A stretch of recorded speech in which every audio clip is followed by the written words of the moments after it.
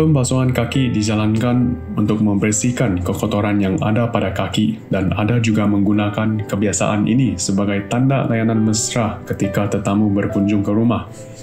Namun, benarkah pembasuhan kaki itu hanya suatu kebiasaan?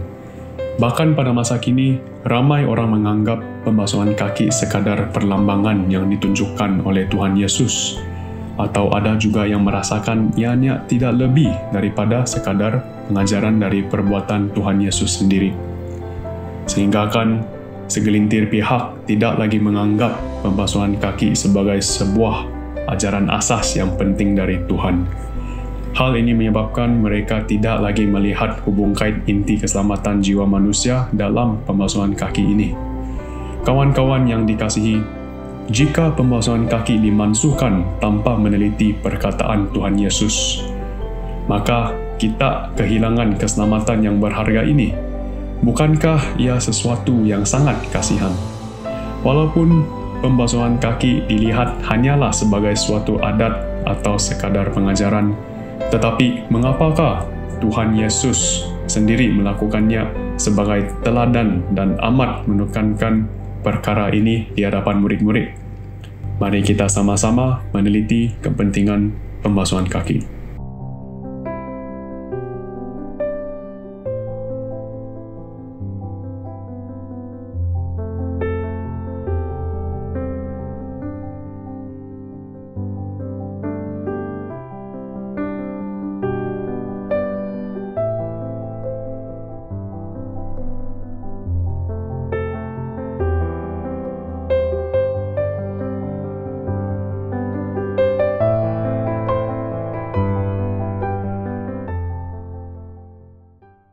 Salam sejahtera kepada teman-teman dan kawan-kawan yang dikasihi oleh Tuhan Yesus Kristus.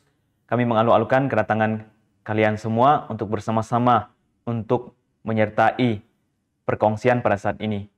Bagi memulakan perkongsian ini, marilah kita sama-sama membukakan hati, memohon kepada Tuhan Yesus untuk membantu kita di dalam doa dan permohonan melalui perkongsian kita pada saat ini. Mari kita sama-sama jabatkan tangan, berdoa dalam nama Tuhan Yesus Kristus. Dalam nama Tuhan Yesus Kristus, kami memanjatkan doa dan permohonan. Ya Tuhan, kami memohon kepada Engkau pada saat ini, agar Engkau dapat menyertai kami melalui perkongsian khasnya yang kami adakan ketika ini, yang bertajuk pembasuhan kaki. Ya Tuhan, biarlah Engkau memberikan kami pengertian di dalam perkongsian ini, apakah kepentingan pembasuhan kaki ini, dan biarlah kami dapat melihat keutamaan pembasuhan kaki ini di dalam kehidupan kami sebagai seorang Kristen. Tuhan, mohon Engkau menyertai juga kepada hamba-Mu, berikan hikmat agar dapat memberikan penerangan, khasnya memperhatikan tentang kebenaran pembasuhan kaki ini di dalam kehidupan seorang Kristen itu. Kami berdoa sedemikian ya Tuhan, dari mula hingga akhir, biarlah sesuai dengan kehendak Engkau perbincangan kami ini. Ya Tuhan, kami memberikan kemuliaan dan puji-pujian kembali kepada Engkau di tempat yang maha tinggi dan maha kudus dari dulu sekarang dan sampai selama-lamanya. Amin.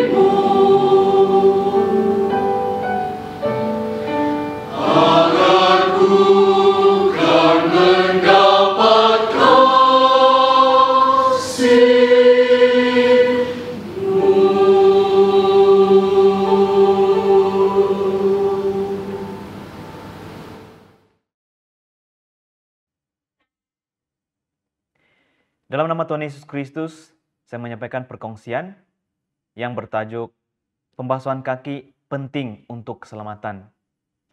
Teman-teman dan kawan-kawan yang dikasihi dalam Tuhan Yesus Kristus, apakah betul pembasuhan kaki ini mempunyai hubungan dengan keselamatan jiwa manusia?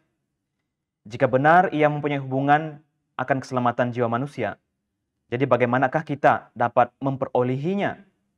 Dan apakah dasar kebenaran daripada pembasuhan kaki ini yang dapat membawa keselamatan kepada kita pada hari ini?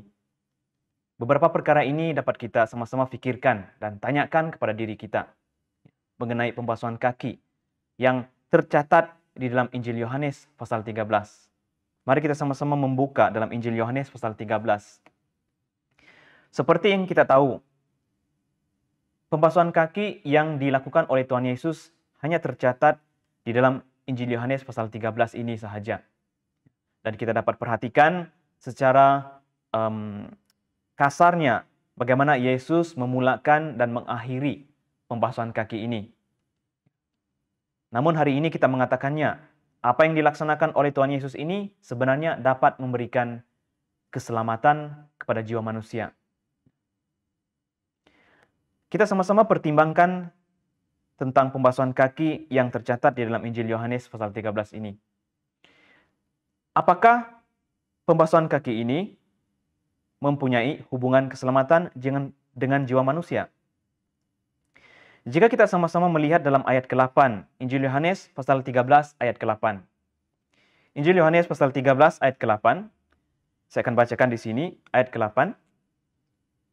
Kata Petrus kepada Yesus, "Engkau tidak akan membasuh kakiku sampai selama-lamanya." Jawab Yesus, "Jikalau aku tidak membasuh engkau, engkau tidak mendapat bahagian dalam aku." Ini perkataan yang ditanyakan oleh Petrus tentang pembasuhan kaki. Petrus menghendaki agar Yesus memberitahukan tentang artinya pembasuhan kaki ini. Mengapa perlu?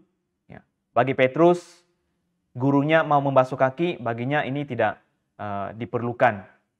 Bahkan mereka sebagai murid-murid yang seharusnya membasuh kaki guru.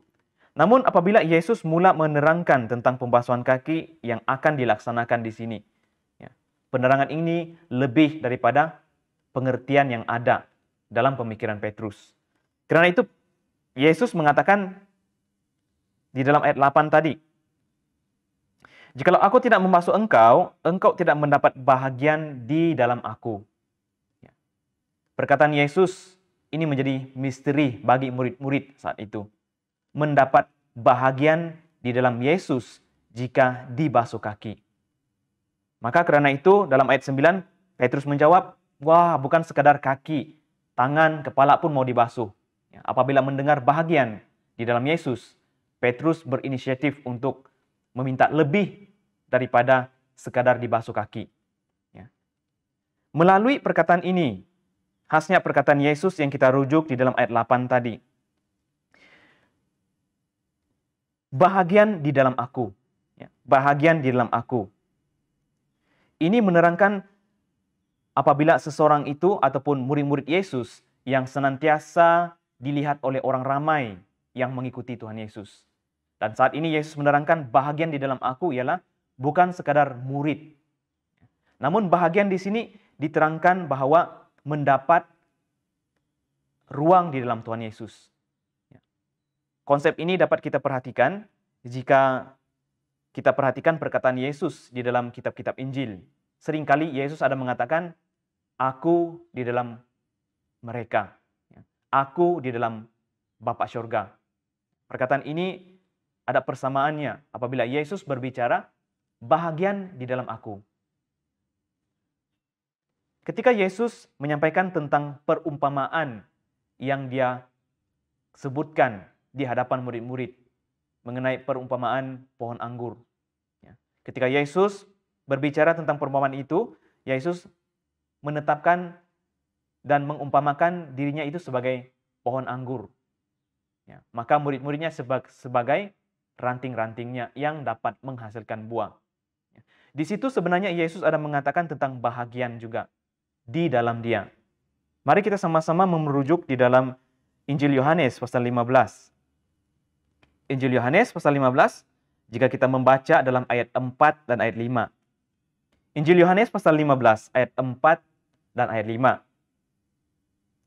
Ayat 4, tinggallah di dalam aku dan aku di dalam kamu.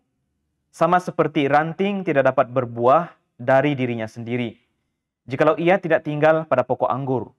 Demikian juga, kamu tidak berbuah jika kamu tidak tinggal di dalam aku. Ayat 5. Akulah pokok anggur dan kamulah ranting-rantingnya. Barang siapa tinggal di dalam aku dan aku di dalam dia, dia berbuah banyak. Sebab di luar aku, kamu tidak dapat berbuat apa-apa. Teman-teman dan kawan-kawan yang dikasihi dalam Tuhan Yesus Kristus, kita perhatikan penerangan Tuhan Yesus melalui perumpamaan pokok anggur ini. Orang-orang yang berada di dalam Tuhan Yesus adalah orang-orang yang dapat berbuah. Dalam arti kata lain yang kita pahami secara langsung melalui penerangan Tuhan Yesus di dalam pasal 15 ini. Ranting-ranting ini adalah murid-muridnya yang tumbuh dari pokok anggur yang benar, yaitu Tuhan Yesus. Maka apabila ranting-ranting ini bercambah dari pokok anggur, mereka dapat berbuah. Ya. Kita paham bahwa buah ini terhasil karena Yesus. Buah ini terhasil karena pokok anggur. Ranting-ranting itu tidak mungkin dapat berbuah jika mereka tidak tumbuh dari pokok anggur ini. Seperti yang diterangkan Tuhan Yesus tadi terhadap murid-muridnya. Jika kamu di luar aku, kamu tidak dapat berbuat apa-apa. Berbuah di sini boleh juga diumpamakan, diterangkan. Seseorang itu dapat berhasil di dalam kehidupan rohaninya, di dalam iman kepercayaannya. Selain daripada itu, berbuah di sini juga tentang menunjukkan tentang perbuatan baik sebagai seorang Kristen. Bahkan menjadi insan yang memiliki perbuatan lebih daripada standar moral manusia biasa. Menjadi seorang yang memiliki hubungan baik dengan Tuhan. Jadi ini adalah hasilnya, buah, jika seseorang itu berada dalam Yesus. Tetapi jika seseorang itu berada luar dari Tuhan Yesus, maka perkara-perkara ini tidak akan dapat dinikmati. Artinya seseorang yang bercambah di dalam Tuhan Yesus, mereka dapat perkara ini. Di luar Tuhan Yesus, tidak ada perkara ini. Karena itu, kita dapat perhatikan bahagian dalam Yesus ini penting. Saat Tuhan Yesus mendirikan pembasuhan kaki, Dia mau murid-murid melihat kepentingan pembasuhan kaki ini. Karena Dia sebenarnya mempunyai hubung kait dengan keselamatan. Dalam Yesus, seseorang itu dapat keselamatan jiwa. Apabila kita menyelusuri di dalam kitab Wahyu, timbul perkataan yang sama seperti yang digunakan oleh Tuhan Yesus. Bahagian. Kita membuka dalam kitab Wahyu pasal ke-22. Kitab Wahyu pasal ke-22. Kita sama-sama memperhatikan di dalam ayat ke-19. Wahyu pasal ke-22 ayat ke-19. Ayat ke-19. Dan jikalau seorang mengurangkan sesuatu dari perkataan-perkataan dari kitab nubuat ini, maka Allah akan mengambil bahagiannya dari pohon kehidupan dan dari kota kudus, seperti yang tertulis di dalam kitab ini. Saudara-saudari yang dikasihi dan kawan-kawan yang dapat menyertai saat ini, di dalam ayat yang kita telah baca, di dalam Wahyu pasal 22 ayat 19 ini ada berbicara tentang larangan jika seseorang itu mengurangkan apa-apa perkataan yang telah tertulis melalui kitab Wahyu ini. Apabila menyentuh tentang perkara ini, hukumannya itu amat menakutkan. Mengapa? Karena ini soal bahagian yang diambil oleh Tuhan. Artinya bahagian ini yang diambil, dikurangkan. Dari mana? Apakah yang diambil ini? Bahagian apakah yang diambil di sini? Kalau kita perhatikan, bahagiannya dari pohon kehidupan dan dari kota kudus. Saya ambil umpama jika saya memiliki tanah. Saya memiliki hak ke atas 15 hektar tanah. Namun jika saya tidak memiliki suatu pengesahan, ataupun hari ini kita katakan grant tanah, ya, maka saya hanya dapat berkata 15 hektar tanah itu milik saya, tetapi saya tidak memiliki kesahihannya, ya, secara rasmi. Apakah bukti yang saya memiliki 15 hektar tanah itu? Kita akan bertanya, di mana grant tanah itu? Tidak ada grant tanah, artinya 15 hektar itu hanya sekadar perbualan kosong dari mulut saya sendiri. Demikian juga apa yang dikatakan di sini. Bahagian di dalam Tuhan Yesus itu adalah realiti keselamatan itu sendiri. Karena itu Tuhan Yesus sering kali berkata, bahagian di dalam aku di dalam kamu, kamu di dalam aku. Jadi ini adalah menunjukkan keselamatan itu sendiri yang Tuhan Yesus terangkan melalui pembasuhan kaki.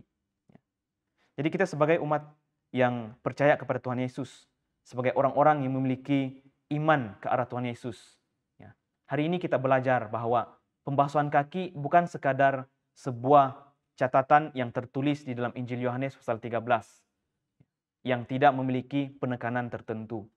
Yesus menekankan, ya, bahagian di dalam Dia itu penting, dan ini termaktub di dalam melaksanakan pembasuhan kaki. Ya, artinya pembasuhan kaki itu memiliki kaitan dengan keselamatan jiwa manusia. Mari kita sama-sama merenungkan perkara ini. Kita melihat bahagian yang kedua. Bagaimanakah kita dapat memperoleh bahagian ini? Bagaimanakah kita dapat memperoleh bahagian ini? Yaitu bahagian di dalam Tuhan Yesus. Mari kita merujuk kembali di dalam Injil Yohanes pasal ke-13.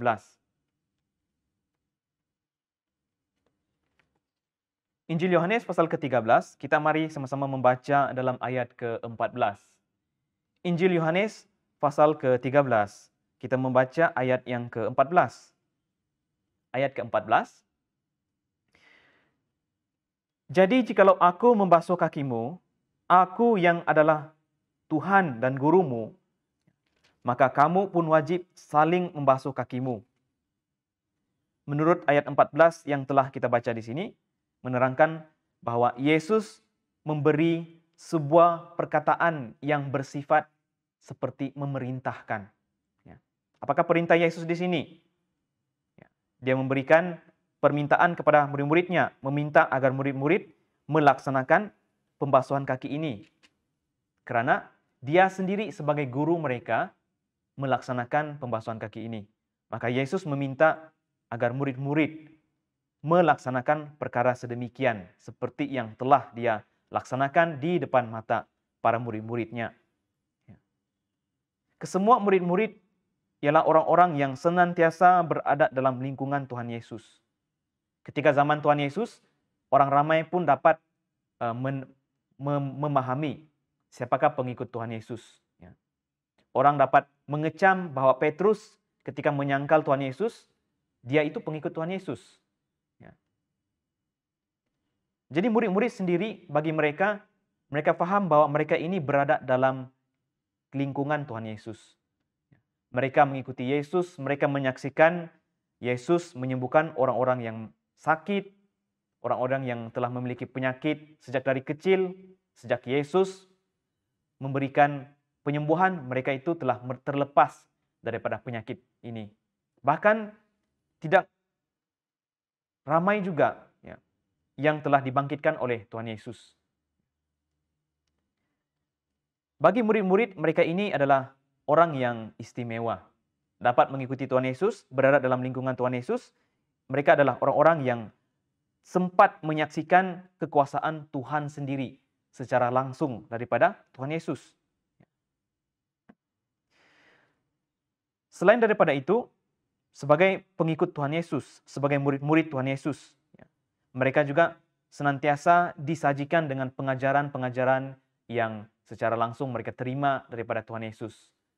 Selama mereka memahami pengajaran mereka sebagai seorang Yahudi, mereka merasakan itu adalah standar sepanjang kehidupan mereka. Namun, Ketika mereka bertemu dan mengikuti Tuhan Yesus, mereka dapat menyaksikan pengajaran yang mereka faham selama ini itu lebih daripada yang telah mereka terima. Apabila mereka mengenali Tuhan Yesus, pengajaran yang mereka terima itu adalah pengajaran yang cukup hebat yang dipahami oleh mereka. Bahkan ada orang ramai yang melihat Yesus ini melebihi daripada guru-guru Taurat pada saat itu. Karena pengajaran yang Yesus sampaikan. Apalagi ya, apabila murid-murid sendiri yang senantiasa mengikuti Yesus, sudah semestinya mereka dapat merasakan berkat ini. Namun dalam kehidupan sebagai orang yang percaya kepada Tuhan Yesus, kita harus melihat, sekalipun hal tentang pembasuhan kaki ini hanya dicatatkan di satu bahagian yang kecil, dan kita katakan dicatatkan secara ringkas, pendek saja, di dalam sebuah gulungan kitab, yaitu Injil Yohanes. Kita dapat katakan, ini sekadar banyak pengajaran, saling mengasihi, saling merendahkan diri, menjaga kekudusan sebagai orang yang percaya kepada Tuhan Yesus. Kita dengan fasih dapat melihat pengajaran-pengajaran ini. Namun, satu hal yang kita tidak boleh lupakan dan tidak boleh kita pandang ringan, bahwa Yesus mengatakan, ya, di dalam ayat yang kita baca tadi, Injil Yohanes pasal 13 ayat 14.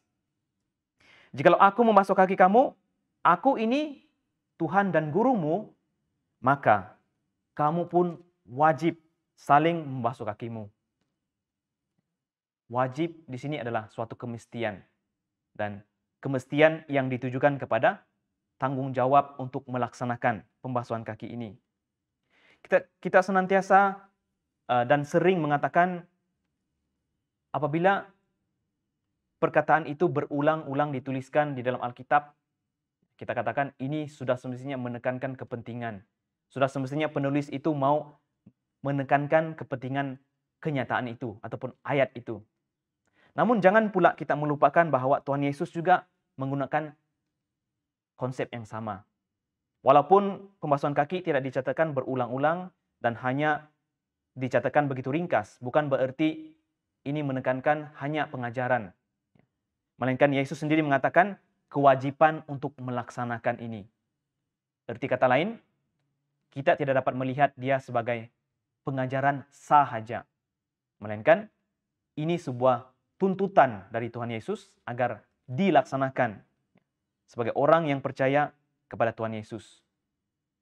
Mengapakah hal ini harus kita lihat sedalam-dalam ini? Karena apa yang diminta oleh Tuhan Yesus itu adalah sebuah keinginan yang Yesus nyatakan kepada para pengikutnya saat itu. Keinginan Tuhan, bukankah ini adalah permintaan? Bukankah permintaan ini kita akan tujukan sebagai sesuatu perkara yang dikehendaki oleh Tuhan? Mari kita membaca di dalam Injil Matius pasal 7 ayat 21. Injil Matius pasal 7 ayat ke-21. Ayat ke-21. Bukan setiap orang yang berseru kepadaku Tuhan, Tuhan akan masuk ke dalam kerajaan syurga, melainkan dia yang melakukan kehendak Bapa-Ku yang di syurga. Di dalam ayat 21 di sini, Injil Matius pasal 7 ayat 21 menerangkan bahwa Tuhan itu mengenal orang yang memahami kemauannya. Tuhan itu mengenal orang-orang yang memahami apa yang Tuhan pikirkan. Ini berbicara mengenai apa yang Tuhan kehendaki. Semua orang boleh mengaku mengenal Tuhan Yesus. Semua orang boleh mengaku dia menyembah Tuhan Yesus. Semua orang boleh mengaku menerima banyak pengajaran rohani dari Tuhan Yesus. Namun jangan kita lupa, Tuhan Yesus mengatakan, aku boleh mengenal dia jika dia melaksanakan kehendak Bapa Syurga. Yesus seringkali berbicara kepada orang ramai ketika dia datang ke dunia 2000 tahun yang lalu. Aku datang ke dunia bukan atas kehendakku sendiri. Aku datang ke dunia atas kehendak orang yang mengutus aku. Artinya, Tuhan Yesus sendiri melaksanakan kehendak Bapa Syurga. Hari ini kita juga harus menekankan kepentingan memperhatikan perintah Tuhan Yesus. bukan hanya melihat suatu perkataan, ungkapan yang berulang-ulang yang menekankan pengajaran penting ataupun perintah penting. Namun di dalam Injil Yohanes pasal 13 yang berbicara tentang pembasuhan kaki, Yesus mengatakan kita harus melaksanakannya, bahkan wajib untuk dilakukan. Hari ini sebuah institusi gereja haruslah menekankan kepentingan pembasuhan kaki ini di dalam kehidupan bergereja itu sendiri. Karena kita mau melakukan kehendak Tuhan. Yesus sudah memberitahukan dengan nyata apakah yang Tuhan kehendaki. Di dalam perbuatan Tuhan Yesus ketika membungkuk untuk membasuh kaki murid-murid. Ini adalah sebuah kehendak yang Tuhan nyatakan kepada orang yang percaya kepada Dia. Bukan hanya kepada para rasul, bukan hanya kepada orang-orang yang percaya dalam zaman Yesus. Tetapi ungkapan ini ditujukan juga kepada orang-orang yang memiliki kepercayaan sejati di dalam Tuhan Yesus pada saat ini. Karena inilah bahagian yang dapat kita laksanakan untuk memperoleh bahagian dalam Tuhan Yesus. Pembasuhan kaki. Ini bahagian yang kedua yang dapat sama-sama kita pelajari. Mari kita melangkah ke dalam bahagian yang ketiga. Apabila kita dapat memahami bagaimana kita dapat memperoleh bahagian di dalam Tuhan Yesus, dengan cara melaksanakan pembasuhan kaki ini, maka kita mulai akan terfikir, sejauh manakah kebenaran pembasuhan kaki ini? Ataupun dasar kebenaran pembasuhan kaki ini daripada mana? Kembali semula dalam Injil Yohanes. Injil Yohanes pasal 13. Mari kita terus membaca dari ayat 13 hingga ke ayat 15. Injil Yohanes pasal 13, ayat 13 hingga ayat 15. Ayat 13. Kamu menyebut aku guru dan Tuhan, dan katamu itu tepat. Memang akulah guru dan Tuhan. 14. Jadi jikalau aku membasuh kakimu, aku yang adalah Tuhan dan gurumu, maka kamu pun wajib saling membasuh kakimu. Ayat 15. Sebab aku telah memberikan suatu teladan kepada kamu, supaya kamu juga berbuat sama seperti yang telah kuperbuat kepadamu. Kawan-kawan dan teman-teman yang dikasihi oleh Tuhan Yesus Kristus, di dalam beberapa ayat yang kita baca ini, Yesus sudah mengakhiri sesi membasuh kaki murid-murid pada saat itu. Saat Yesus memakai jubahnya semula dan telah siap membasuh kaki murid-murid, dia bertanya kepada murid-murid, apakah kamu mengerti apa yang telah aku laksanakan di sini? Apakah kamu faham setelah aku membasuh kaki kamu? Jadi Yesus mengatakan, aku sendiri telah membasuh kaki kamu. Di dalam ayat 14 yang telah kita baca tadi. Bahkan Yesus mengatakan juga dalam ayat 15, aku sendiri menjadi sebuah teladan. Teladan ini adalah perkara yang harus dijadikan sebagai contoh. Perkara yang harus dijadikan sebagai panduan untuk orang perhatikan untuk dilakukan. Yesus katakan, aku sebagai teladan. Artinya, dasar kebenaran basuh kaki ini bukan hanya berdasarkan daripada kebiasaan orang-orang pada saat itu, khasnya orang-orang Yahudi. Ataupun kebiasaan murid-murid masuk rumah untuk membasuh kaki. Namun Yesus mengatakan, akulah teladan ketika melaksanakan pembasuhan kaki ini. Mungkin sekali kita akan terpikir, ya ini hanya terbatas ataupun sampai kepada tahap kebiasaan mereka lah waktu itu. Sebelum masuk rumah basuh kaki. Sebuah adat istiadat pada waktu itu. Maka kita sebagai orang yang percaya pada saat ini, mungkin perkara ini sudah tidak menjadi kepentingan. Karena ini hanya untuk orang bangsa Yahudi. Namun, jika kita memiliki pemikiran sedemikian, kita harus betulkan. Karena Tuhan Yesus mengatakan, aku menjadi teladan. Harus diikuti. Jika kita perhatikan, sejak dari ayat 4, Injil Yohanes pasal 13 ayat 4, hinggalah ayat ke-12, Yesus dengan beberapa langkah yang dia lakukan, ya, kalau kita perhatikan ayat 4, lalu bangunlah Yesus menanggalkan jubahnya, mengambil sehelai kain lenan, mengikat pada pinggangnya. untuk membasuh kaki. Langkah demi langkah dia laksanakan agar murid-murid memperhatikan setiap langkah yang dilakukan oleh Tuhan Yesus. Ini menjadi sebuah perkara yang diikuti, harus diikuti oleh Tuhan Yesus. Khasnya secara umum pembasuhan kaki yang dilaksanakan saat itu. Hari ini kita harus memperhatikan Yesus itu teladan kita. Dia sudah lakukan dengan perbuatan, bukan hanya sekadar ungkapan pelajaran-pelajaran, tetapi perbuatan itu. Yesus katakan teladan sudah. Hari ini kita harus melaksanakannya. Karena itu hari ini kita paham, Yesus sebenarnya mau mendirikan sebuah sakramen yang harus kita pertimbangkan dan dilaksanakan dalam kepercayaan kita sebagai seorang Kristen. Lebih-lebih lagi di dalam dasar kita untuk percaya kepada Tuhan Yesus. Institusi gereja pada saat ini harus mempertimbangkan perkara ini. Karena Yesus mengatakan teladan. Sebagai pengikut Tuhan Yesus, kita harus ada teladan untuk membasuh kaki ini. Prinsip pembasuhan kaki ini bukan sekadar hanya pengajaran, melainkan Yesus mengatakan, kamu wajib melakukannya. Karena ini ada bahagian di dalam aku, keselamatan di dalam aku. Jadi dasar yang kita percaya saat ini, sakramen pembasuhan kaki, penting untuk keselamatan karena dasarnya berdiri di atas Tuhan Yesus sendiri. Dialah yang mengasaskan pembasuhan kaki ini. Bukan atas sebab kebiasaan orang-orang Timur Tengah. Bukan atas sebab peraturan adat istiadat orang-orang Yahudi saat itu. Melainkan inilah yang Yesus laksanakan untuk menjadi dasar kita. Untuk mendapatkan bahagian di dalam Dia. Jadi kita tidak ada lagi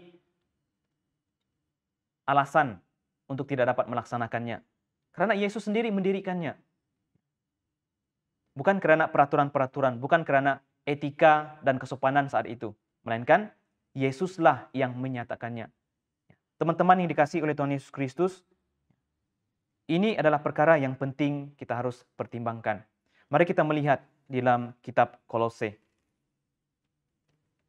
Kita membuka di dalam kitab Kolose pasal kedua. Kitab Kolose pasal kedua, kita terus membaca di dalam ayat ke-17. Kolose pasal kedua ayat ke-17 menerangkan kepada kita, semuanya ini hanyalah bayangan dari apa yang harus datang, sedang wujudnya ialah Kristus. Apabila kita membaca ayat ini, Paulus ingin membawa kepercayaan orang-orang yang percaya kepada Tuhan Yesus menjadi lebih matang. Atau dalam arti kata lain, Paulus ingin menerangkan dengan begitu terperinci kenapa mereka saat ini percaya kepada Tuhan Yesus.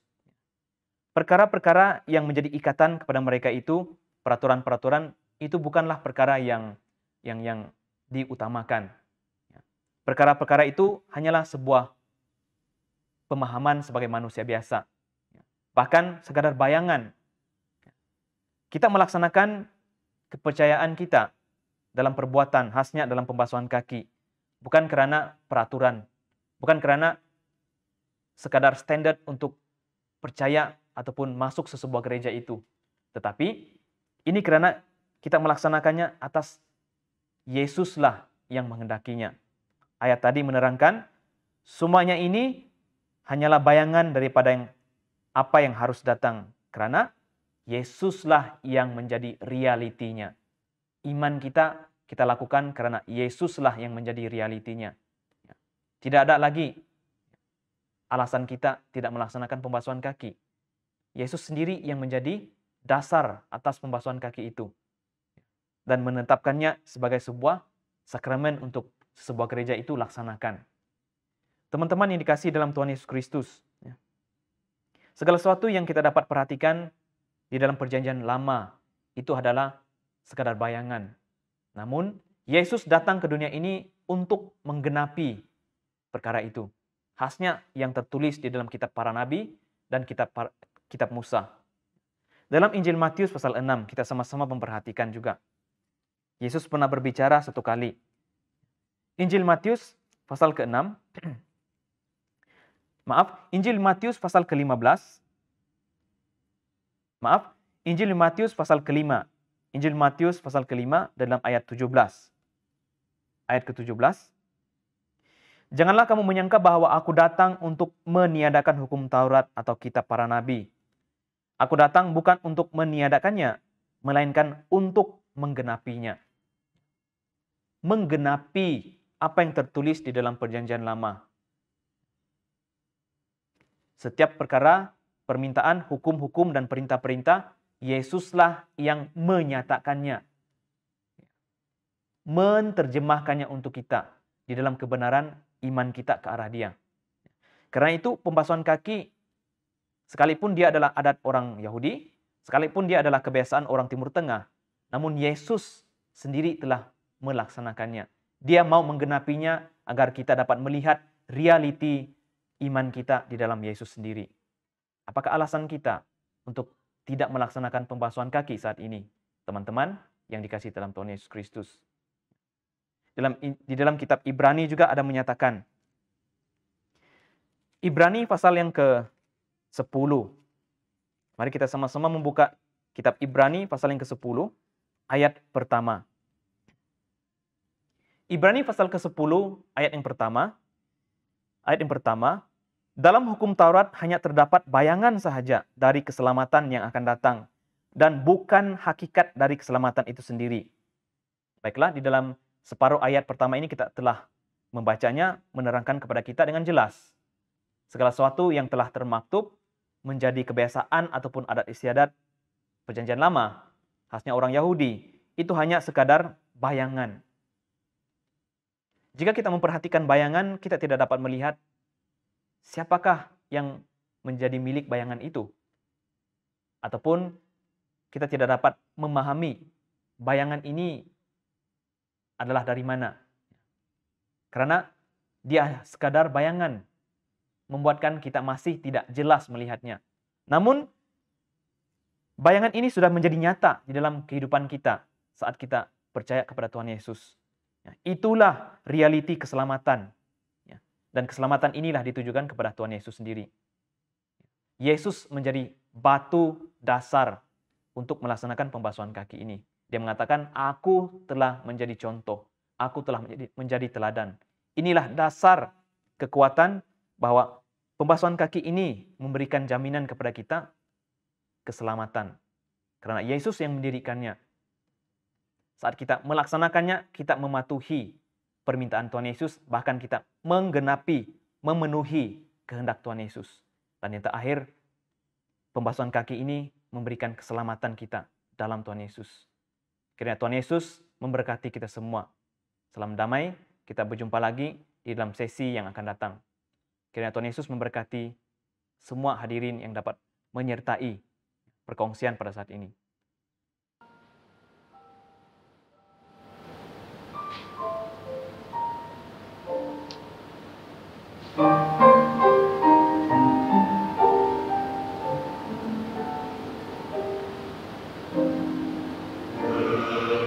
Perjalanan hidup ke surga, banyak orang merintangi.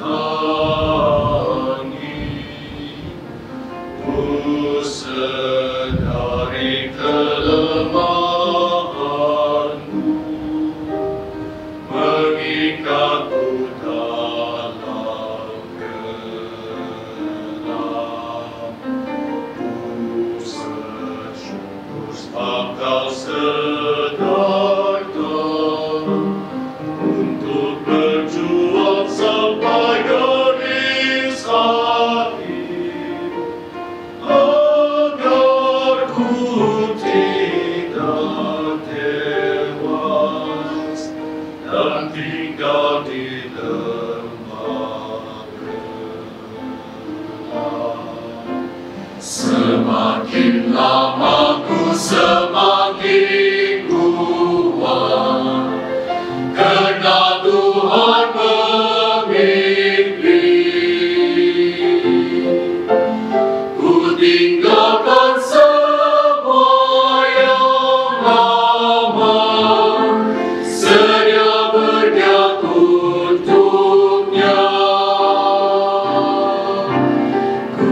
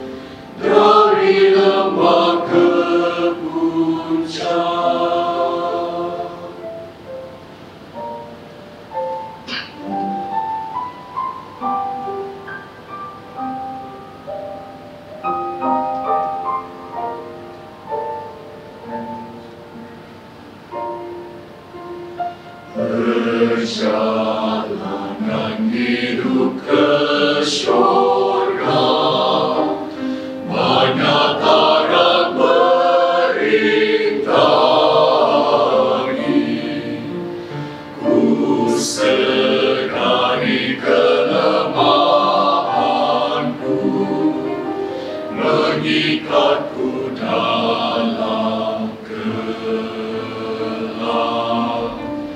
Ku bersyukur sebab Kau sedarkan untuk berjuang sampai garis akhir, agar ku tidak tewas dan tinggal di lembah gelap. Semakin lama ku semakin kuat, karena Tuhan memimpin. Ku tinggalkan semua yang lama, sedia berdiam untuknya. Ku sedar betapa indah mulia rumah Bapa-Ku yang di syurga. Ku harus berusaha dan diam berdoa. Sedar betapa indah dan amat mulia rumah Bapa di syurga. Ku harus berusaha dari lembah ke puncak, dari lembah ke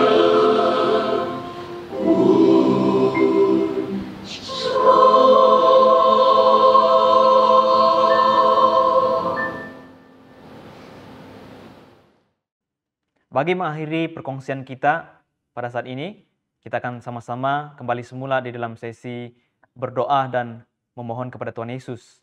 Kita bersyukur kepada Tuhan Yesus karena membantu kita di dalam perkongsian sebentar tadi. Mari kita sama-sama menjabatkan tangan, kita berdoa di dalam hati. Dalam nama Tuhan Yesus Kristus, kami memanjatkan doa dan permohonan. Ya Tuhan Yesus Kristus, kami telah mengakhiri sesi perkongsian sebentar tadi. Ya Tuhan Yesus, kami percaya di dalam perkongsian ini Tuhan Yesus telah memberikan kami bimbingan untuk memahami sedalam-dalamnya apakah yang Tuhan kehendaki di dalam pembasuhan kaki. Dan kami telah pelajari bahwa pembasuhan kaki ini bukan sekadar pemahaman etika orang pada zaman dahulu. Bahkan karena Tuhan Yesuslah yang mendirikannya, ini sebuah kepentingan yang harus kami pertimbangkan dan harus kami lakukan pada saat ini. Tuhan Yesus Kristus, biarlah apa yang telah kami pelajari ini menjadi renungan di dalam kehidupan kami. Biarlah kepercayaan itu timbul saat Tuhan Yesus Kristus menyemai benih-benih firman. Ya Tuhan Yesus Kristus, biarlah firman ini tetap menjadi kebenaran dan standar di dalam kehidupan orang-orang yang percaya kepada Tuhan Yesus Kristus. Tuhan Yesus, kami bersyukur kepada Engkau karena telah memimpin kami. Kami menyerahkan kemuliaan, kepujian, dan kehormatan kepada Engkau di tempat yang maha tinggi dan maha kudus, dari dulu, sekarang, dan sampai selama-lamanya.